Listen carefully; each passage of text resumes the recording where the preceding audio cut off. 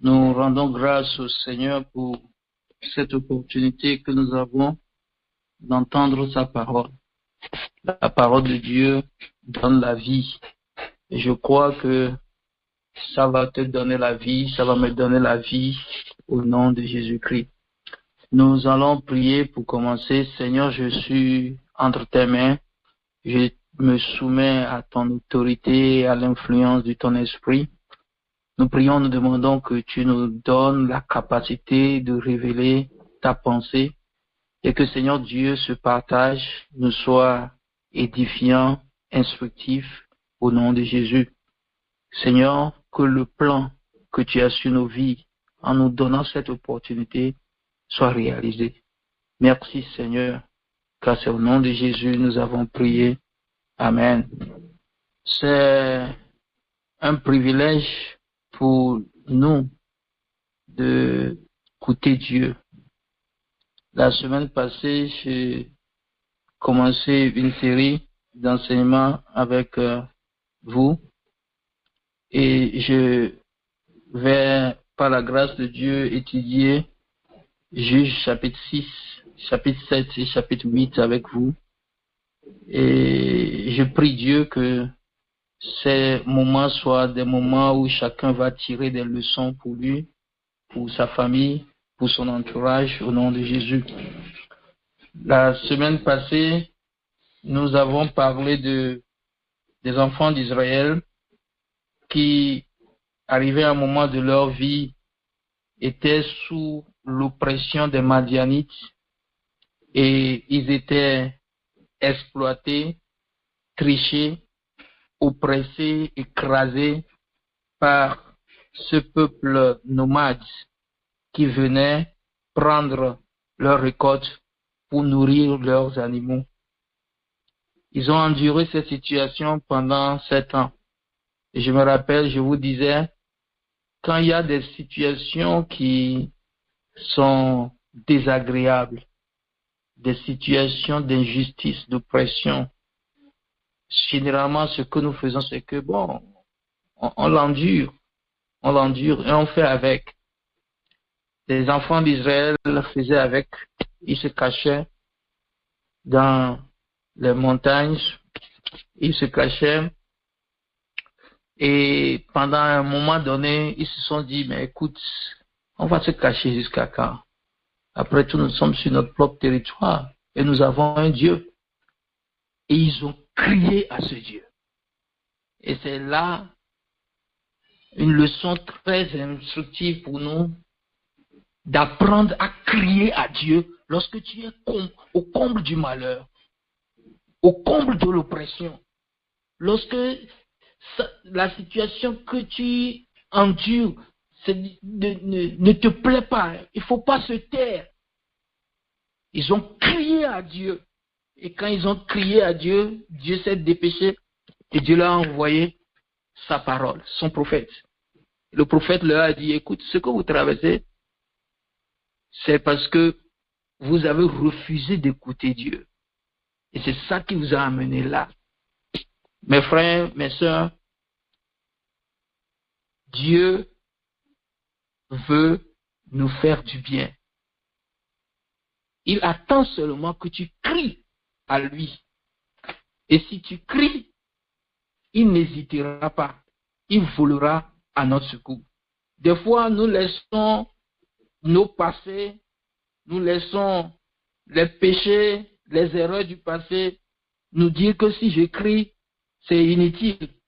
Satan nous souffle à l'oreille que toi-même tu sais que tu as mal fait si tu cries. Dieu ne va pas t'écouter. Dieu n'écoute pas les pécheurs, comme nous le citons généralement. Mais les enfants d'Israël ici, dans ce malheur, ils ont crié à Dieu. Ne laisse pas ta culpabilité t'empêcher de crier à Dieu. Dieu va t'écouter. Crie à lui. Il volera à ton secours. Psaume 81, lisons le verset 14 et disons le verset 14 et le verset 15. Psaume 81, 31, verset 14. Oh, si mon peuple m'écoutait, si Israël marchait dans mes voies, en un instant je confondrais leurs ennemis. Je tournerais ma main contre leurs adversaires. Ceux qui haïssent l'Éternel le flatteraient, et le bonheur d'Israël durerait toujours. Je le nourrirai du meilleur fromage, je le rassasierai du miel du rocher. Dieu dit, Israël, vous ne m'avez pas écouté. Sinon, si vous m'aviez simplement écouté et que vous marchiez dans mes voies, oh, je tournerai ma face contre vos ennemis. Je détruirai vos ennemis. Il y a une leçon très importante que j'ai soulignée la semaine passée, c'est que quoi? Quand nous sommes dans le malheur, dans les problèmes, et que nous crions à Dieu, Dieu envoie sa parole. Il envoie son prophète. Et le prophète te dit ta responsabilité dans ce qui t'arrive. Qu'est-ce que toi tu as fait de mal? Et c'est ce que le prophète a dit à ses enfants d'Israël. C'est parce que vous n'avez pas écouté Dieu que cela vous arrive. Pourquoi Dieu permet aux enfants d'Israël de comprendre la cause de leurs problèmes? C'est pour qu'ils puissent se repentir. C'est plus que pour qu'ils puissent se détourner de ces erreurs et qu'ils se tournent vers Dieu. Et nous croyons qu'ils ont pris bonne note et ils ont fait ce qu'ils doivent faire. Aujourd'hui, je vais considérer l'enseignement titré « Dieu suscite Gédéon pour libérer son peuple de l'oppression ». Dieu suscite Gédéon pour libérer son peuple de l'oppression. Souvenez-vous que nous avions dit, il ne faut pas endurer l'oppression. Il faut finir avec l'oppression. Et pour toi de finir avec l'oppression, tu dois crier à Dieu. Tu dois crier à Dieu. Il y a des choses que personne ne pourra te faire si ce n'est Dieu. Aucun médicament ne pourra te faire. Aucun docteur ne pourra te faire. Aucun oncle, aucune tante. Si ce n'est Dieu. C'est pourquoi, quand nous traversons des situations, apprenons à crier à Dieu. Crier à Dieu comme si lui n'intervient pas, je suis foutu. Vous voyez, pendant les 7 ans, les enfants d'Israël, ils faisaient avec, ils se cachaient, La Bible dit, ils se cachaient dans les ravins des montagnes, dans les cavernes, sur les rochers. Ils se cachaient. Mais tu vas souffrir pour toujours. Ils ont crié à Dieu. Et Dieu a envoyé un prophète. Maintenant, lisons à partir du verset 11. Je vais considérer le verset 11 jusqu'au verset 16. Verset 11. Puis vint l'ange de l'Éternel et s'assit sous le térébinthe d'Ophra qui appartenait à Joas de la famille d'Abiézer. Gédéon, son fils, battait du froment au pressoir pour le mettre à l'abri de Mandia. L'ange de l'Éternel lui apparut et lui dit, l'Éternel est avec toi, vaillant héros. Gédéon lui dit, ah, mon Seigneur, si l'Éternel est avec nous, pourquoi toutes ces choses nous sont-elles arrivées? Et où sont tous ces prodiges que nos pères nous racontent quand ils disent, l'Éternel ne nous a-t-il pas fait monter hors d'Égypte? Maintenant, l'Éternel nous abandonne et il nous livre entre les mains de mendiants. L'Éternel se tourna vers lui et dit, va avec cette force que tu as et délivre Israël de la main de mendiants. N'est-ce pas moi qui t'envoie? Verset 15, Gédéon lui dit, ah mon Seigneur, avec quoi délivrerai-je Israël? Voici ma famille est la plus pauvre en Manassé et je suis le plus petit dans la maison de mon père. L'Éternel lui dit, mais je serai avec toi et tu battras mendiant comme un seul homme. Amen. Dans ce passage, nous voyons l'ange de l'Éternel qui apparaît à Gédéon. Je vais vous faire remarquer quelque chose. On dit dans le verset 11 que Gédéon faisait battre du froment au pressoir pour le mettre à l'abri de mendiants. Gédéon s'est caché pour battre le froment dans une chambre à cause de mendiants, alors qu'il est supposé le faire en plein air. Mais parce qu'il a peur des Madianites, il a peur de perdre sa récolte, il s'est caché pour battre son froment. Il ne voulait pas perdre sa récolte. Ça, c'est le verset 11. Vous pouvez dire avec moi que Gédéon, c'est quelqu'un qui a peur des Madianites. C'est un craintif. C'est un poltron. Mais verset 12, la Bible dit, l'Éternel lui apparut et dit, l'Éternel est avec toi, vaillant héros. Il y a une petite contradiction là-bas. Quelqu'un qui se cache, un poltron, un craintif, et on l'appelle vaillant héros. Comment se fait-il que Dieu appelle vaillant héros un gars comme ça? Aux yeux de Dieu, Gédéon est vaillant héros. Même si vous le considérez comme un poltron, un craintif, si vous le prenez comme quelqu'un qui est oppressé, terrassé, écrasé, même si l'ennemi pense que c'est quelqu'un que nous avons pendant longtemps assujetti à nos ordres, aujourd'hui, l'Éternel, lui, le considère comme un vaillant héros. Humainement parlant, vous pouvez dire qu'il n'est pas un vaillant, vous pouvez dire qu'il n'est pas un courageux, vous pouvez le taxer de tous les adjectifs, mais aux yeux de Dieu, il est un vaillant héros. Dieu dit, l'Éternel est avec toi, vaillant héros. Mes amis, notre Dieu lit l'avenir dans le présent. Dieu sait ce qu'il a fait de toi déjà, qui est connecté à cette ligne aujourd'hui, qui entend cette parole. Peut-être avant de venir, tu étais venu comme une stérile. Peut-être avant de venir, tu étais venu comme quelqu'un sur qui les démons défèquent chaque jour et urinent chaque jour. Tu étais venu comme un esclave des esprits de ta famille. Tu étais venu comme quelqu'un sur qui toutes les malchances se déposent. Mais aujourd'hui, je peux te dire de façon prophétique que tu es devenu un vaillant héros parce que Dieu commence un projet avec ta vie et ce projet va aboutir au nom de Jésus-Christ. Dieu lui dit, malgré ton passé, pour moi, tu es un vaillant héros. Il dit, l'Éternel avec toi, vaillant héros. Dieu suscite ici, il appelle ce craintif pour un travail de bravoure. Il lui dit, vaillant héros, tu vas marquer ton temps, tu vas marquer ton époque, tu vas marquer ta famille, tu vas marquer. Dieu te considère aujourd'hui et il peut commencer un travail avec toi. Mais quand Dieu a parlé, Gédéon étant un humain, verset 13, il dit, ah mon Seigneur, si l'Éternel est avec nous, pourquoi toutes ces choses nous sont-elles arrivées? L'Éternel est avec nous?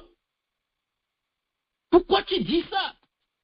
Il y a beaucoup qui se demandent. Gédéon ici s'étonne de son appel à cause de son passé. Il a vu les oppressions. Il a vu la terreur que semait l'ennemi. Il a vu les dégâts que causait l'ennemi. Et qu'on lui dise que l'Éternel est avec lui, que lui ne peut pas croire en ça. Gédéon dit, je ne peux pas croire en ça. Il s'étonne, il dit, écoute, ce n'est pas possible. Mes frères et sœurs en Christ, je voudrais dire à quelqu'un de ne pas laisser son passé l'empêcher de croire que Dieu a un programme sur sa vie. Peu importe ce qui s'est passé hier, avant-hier, les années antérieures. Oh, peu importe les expériences douloureuses que tu as connues, les blessures que tu as connues. Peu importe ce que tu as enduré et le nombre d'années que tu as passé à endurer ces choses, je veux te dire, avec Dieu, tout change pour toi aujourd'hui. L'Éternel lui dit, l'Éternel est avec toi. Quand Dieu est collé à ta vie et à ton nom, à ton histoire, ça veut dire que tout change. Gédéon avait des difficultés à admettre qu'on lui dise qu'il est devenu un vaillant et qu'on lui dise que l'Éternel est avec lui. C'est tout à fait normal. C'est tout à fait normal. Il dit, où sont les prodiges dont on a parlé? L'Éternel n'est pas avec nous. L'Éternel nous a abandonnés. Gédéon, tu as oublié que, entre-temps, Dieu vous a envoyé un prophète et que vous avez prié pour vous repentir. Il y a beaucoup de personnes qui se laissent toujours écraser par la culpabilité des péchés antérieurs.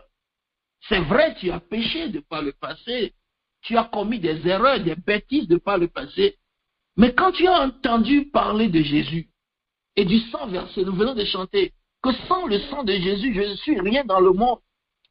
Nous étions des voyous, nous étions des bandits, c'est vrai, mais aujourd'hui, nous ne le sommes plus parce que nous avons eu foi dans le sacrifice expiatoire de Jésus et nous nous sommes repentis sincèrement. Lorsque nous nous repentons sincèrement, ça veut dire que Dieu a tourné une nouvelle page dans notre vie. Mais Gédéon ici, il a oublié que le prophète était venu et le prophète a dit, vous avez manqué de m'écouter, c'est pourquoi toutes ces choses vous êtes arrivées. Et vous vous êtes repentis. Vous avez abandonné vos péchés. Ça veut dire que Dieu vous a pardonné et Dieu a oublié. Maintenant, vous ne devez plus vous voir et vous apprécier par rapport à ce passé sombre. Mes frères et sœurs en Christ, je ne sais pas ce que tu te dis. Ce que tu te dis personnellement, je ne sais pas ce que vous dites. Il y a beaucoup qui se disent, oh, moi j'ai fait trop de mal. J'ai commis trop d'avortements. J'ai tué beaucoup. Mon passé est trop noir. Dieu ne peut jamais. Non, ne te laisse pas écraser par ce passé. Et c'est une ruse du diable de t'empêcher de t'approcher de Dieu. En te rappelant ce passé, tu dois te déconnecter avec de ce passé, et fais confiance en l'engagement, à la décision que tu viens de prendre devant Dieu. Et donc, Gédéon était lié à ce passé. Il dit, l'Éternel nous a abandonnés, l'Éternel nous a délaissés. Non, nous ne devons pas être comme ça. Quand vous lisez dans le livre des Actes des Apôtres, je vais vous donner un exemple de l'apôtre Paul quand Dieu l'a appelé. Et quand Dieu a appelé l'apôtre Paul, il a dit à Ananias d'aller le rencontrer. Mais Ananias ne pouvait pas croire que Dieu va s'intéresser à un homme vil comme ça, à un pécheur de haut niveau comme ça. Et quand Dieu a parlé à Ananias, disait Acte 9, verset 13 et verset 14, il dit, Seigneur, j'ai appris de plusieurs personnes tout le mal que cet homme a fait à tes saints dans Jérusalem. Verset 14. Et il a ici des pouvoirs de la part des principaux sacrificateurs pour lier tous ceux qui invoquent ton nom. Verset 15. Mais le Seigneur lui dit, va, car cet homme est un instrument que j'ai choisi pour porter mon nom devant les nations, devant les rois et devant les fils d'Israël. Son passé est noir, son passé est sombre. Il était vautré dans des péchés horribles, c'est vrai, mais moi, je l'ai choisi. Ça veut dire que Dieu, dans sa souveraineté, peut prendre n'importe qui, même le pécheur le plus vil, le transformer, le justifier, le laver pour accomplir sa mission. C'est pourquoi il se tourne vers Gédéon et il dit, Gédéon, écoute, tu es désormais vaillant héros. Je vais t'utiliser pour de grandes choses. Lisez avec moi le verset 15. Gédéon dit quelque chose ici, Juge chapitre 6, verset 15. Gédéon lui dit, ah mon Seigneur, avec quoi délivrerai-je Israël? Voici ma famille est la plus pauvre en Manassé, et je suis le plus petit dans la maison de mon père. Gédéon dit, moi, regarde mon passé. Dieu nous a abandonnés à cause de nos péchés. Et il a eu à tirailler ça avec l'ange. Et après, l'ange a pu le convaincre. Maintenant, il dit, bon, écoute maintenant. Moi, comme ça, le plus petit de la famille, la plus pauvre. Non, écoute. Hein? Faut pas quand même se faire des illusions dans la vie. Ma soeur, je t'annonce aujourd'hui que Dieu t'a dans son programme. Ne regarde pas ton passé. Ne regarde pas ton rang social. Ne regarde pas ton statut. Dieu t'a dans son programme. Et il veut faire quelque chose avec toi. Dieu, il est en train de préparer des libérateurs sur cette ligne pour libérer des familles, pour libérer des entreprises, pour libérer des sociétés, des nations, des rois. Gédéon se minimise ici. Il dit, je suis le plus petit et ma famille est la plus pauvre. Dieu ne peut pas m'utiliser. Je vais te lire un ou deux versets avant de mettre fin à cette exhortation d'aujourd'hui. Lisez avec moi dans 1 Corinthiens chapitre 1, verset 27 et le verset 28. La Bible dit, Dieu a choisi les choses folles du monde pour confondre les sages. Dieu a choisi les faibles du monde pour confondre les fortes. Et Dieu a choisi les choses viles du monde. Et celles qu'on méprise. Celles qu'on méprise. Gédéon, tu es méprisé dans ta famille, certes, parce que tu es le plus petit. Ta famille est méprisée parce que ta famille est la famille la plus pauvre dans tout Manassé.